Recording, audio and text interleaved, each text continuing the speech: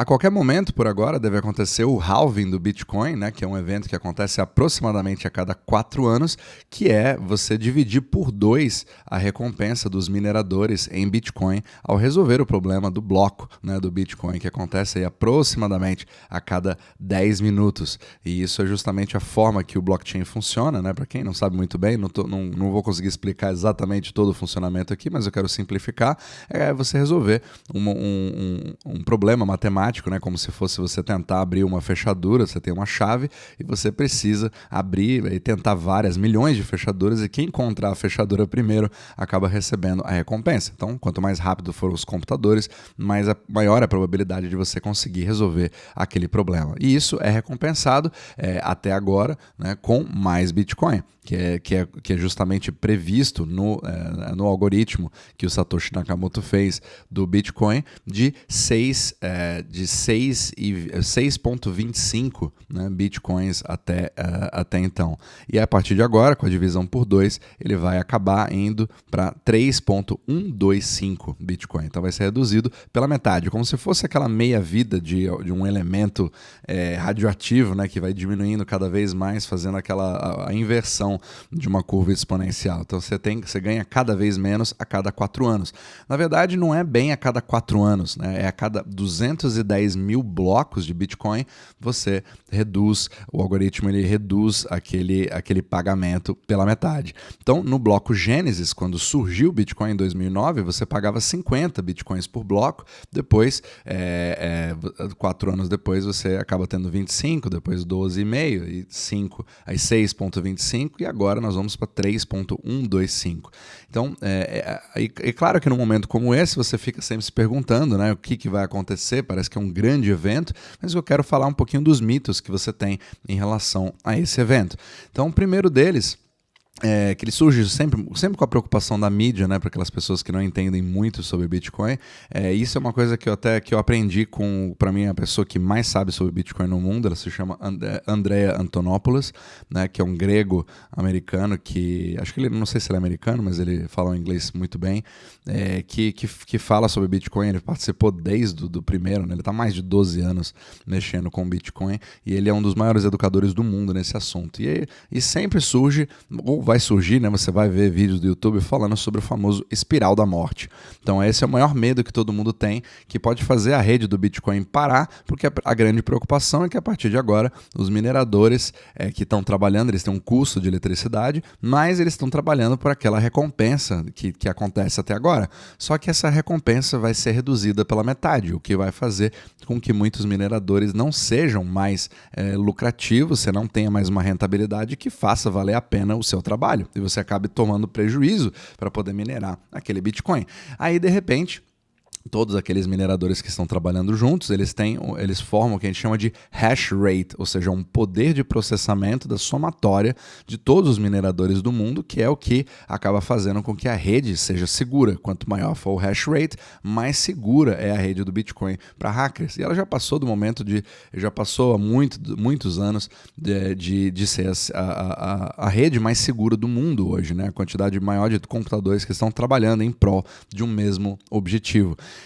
Só que a partir do momento que você tem um minerador que ele não consegue mais ser rentável, ele vai desligar a sua máquina. Mas aí o que acontece? O hash rate acaba caindo e a dificuldade de você minerar Bitcoins, ela é uma coisa ajustável, certo? Então, quanto mais mineradores você tem no mercado, mais rápido fica para você resolver a equação, só que o algoritmo do Bitcoin ele é feito para que você demore aproximadamente 10 minutos para resolver. Então, para resolver aquela equação, o objetivo dele é ser deliberadamente lento, porque senão você vem com um supercomputador, de repente ele resolve em 5 segundos aquele problema, e aí você perde a competitividade daquilo, você não consegue processar, ele tira todo o fluxo de todas as transações que acontecem. Então o objetivo do Satoshi Nakamoto era fazer com que em aproximadamente 10 minutos você tenha a resolução daquilo. Então, se mais computadores vêm e são cada vez mais rápidos, né, pelo avanço da tecnologia,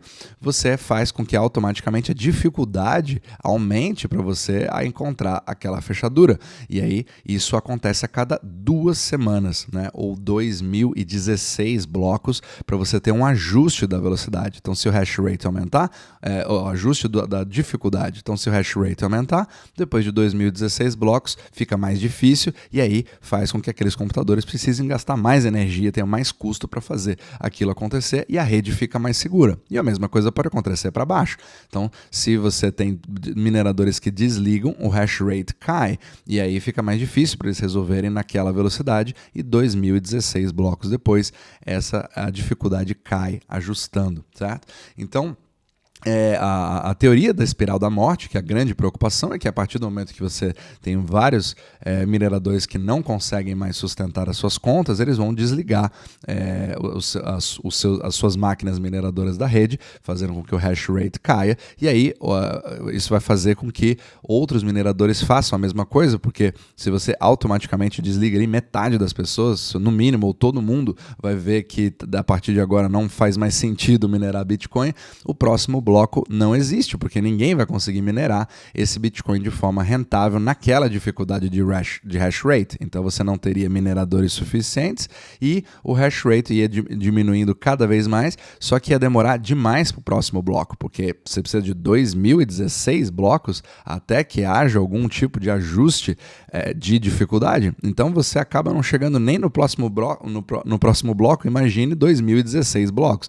Então isso criaria uma espiral, fazendo cada vez mais pessoas ficarem cada vez mais não rentáveis, né, fazendo com que o Bitcoin parasse. E aí você tem um colapso total da rede. Porém, isso é um mito, isso é uma preocupação que acontece a cada 4 anos e talvez isso até pudesse acontecer num mundo onde todos os mineradores têm o mesmo tipo de máquina, todos os mineradores têm o mesmo tipo de fonte de energia elétrica, todos estão ali, pagam o mesmo preço por essa energia e aí sim você pode ter um problema como esse, mas não é assim, os mineradores não são feitos iguais, eles têm várias formas de obter energia e vários deles têm rentabilidades diferentes. Agora, é verdade que a partir de agora você vai ter pessoas que provavelmente vão ter suas atividades que não vão ser mais lucrativas porque reduziu pela metade. Mas não dá para dizer muito bem que você não previa que isso ia acontecer, porque todo mundo sabe que o halving vai acontecer e todo bom negócio, principalmente quando você tem uma previsibilidade tão alta como é a matemática do blockchain do Bitcoin, você obviamente consegue se preparar para isso, para ficar cada vez mais eficiente, para gastar cada vez menos energia, para ser cada vez mais rentável, certo? Então isso é um business dinâmico e a cada 4 anos, quem sabe qual que é o tipo de capacidade que nós vamos ter, principalmente quando a gente tem um avanço da computação, né? Até da computação quântica, da computação que é usada hoje para inteligência artificial, que cresce cada vez mais assustadoramente e isso obviamente que vai influenciar o Bitcoin e também a dificuldade do hash rate. Então, mesmo que metade dos mineradores desligassem as suas máquinas, o hash rate ia cair pela metade. Só que aí o que pode acontecer? A pior das hipóteses, se você tem metade das pessoas que desligam, você acaba tendo durante 2016 blocos, até ajustar de novo essa dificuldade para reduzir essa dificuldade pela metade, nós teríamos blocos de Bitcoin de 20 minutos, ao invés de 10 minutos. Então, e ao invés de demorar 2 semanas para você ajustar a dificuldade, você demoraria 4 semanas, mas isso não faz o Bitcoin parar. Ele continua sendo descentralizado e as coisas continuam andando, só que um pouco mais devagar durante o primeiro mês. Então, assim, seria seria a maior catástrofe, digamos assim, que poderia acontecer, porque muitos vão continuar sendo rentáveis ou muito rentáveis, mesmo depois do halving. E aí você tem essa é a preocupação número 1, mito número 1, né? E tem o outro, não vou dizer mito, mas uma teoria macroeconômica sobre o próprio Bitcoin, né? Que é a questão da oferta e da demanda. Então, se você tem hoje uma oferta que vai cair, que você sabe que vai cair pela metade, mas nós temos hoje uma demanda que continua fixa, o preço automaticamente deveria dobrar, certo? Então, tecnicamente, né, a mesma demanda por um produto que agora é oferecido pela metade, você obviamente faria o preço dobrar. Esse já é um mito que é um pouquinho mais, digamos assim, não é bem um mito, porque ele acabou acontecendo nos outros halvings mais ou menos, né? Então você teve ali, geralmente o que acontece é que você tem muitos exageros de especulação que fazem com que às vezes o preço ele suba mais do que o dobro. Só que o que acontece é que dessa vez nós temos uma dinâmica um pouco diferente, porque o preço do Bitcoin nos últimos halvings, né, ele estava muito abaixo, sim, estava muito baixo, muito caidão, e depois do halving você tem uma explosão, que ele picou para cima, e era mais ou menos o que todo mundo esperava que acontecesse dessa vez. Só que dessa vez o halving está sendo bastante diferente. Nós temos alguns fatores que fazem com que nós tenhamos um halving inédito, e qualquer pessoa que tentar te dizer qual que é o preço, né, qual que vai ser o preço desse Bitcoin, obviamente não vai estar falando a verdade. Ninguém consegue prever o que vai acontecer, principalmente agora, diante de um halving inédito. Então o que muda desse halving para todos os outros halvings? Geralmente, o preço sempre ficou muito abaixo, depois acabou picando para cima, assim, numa velocidade muito rápida após o halving, só que dessa vez nós já estamos aí a níveis muito próximos das altas máximas do Bitcoin antes do halving, como se ele tivesse sido precificado pelo mercado antes do próprio halving acontecer. Aí fica a pergunta, será que depois do halving você vai ter aquele compre o rumor e venda o fato, né? Alguns especulam que isso possa acontecer, ninguém sabe.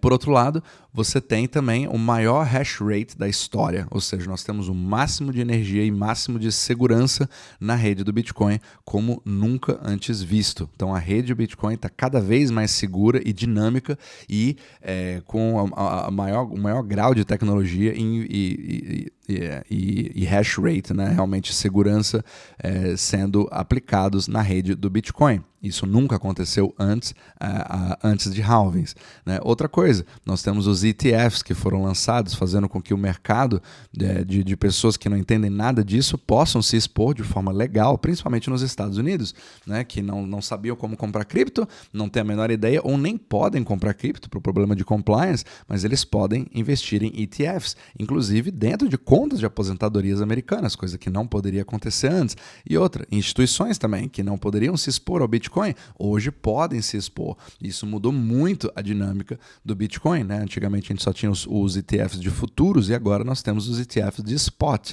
que estão literalmente permitindo que as pessoas possam se expor sem necessariamente ter que comprar a commodity.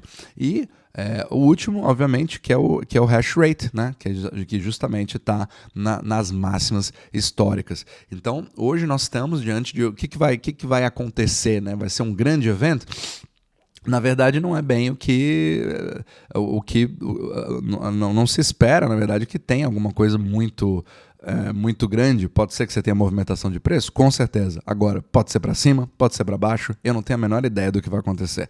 Mas vai ter alguma implosão do Bitcoin?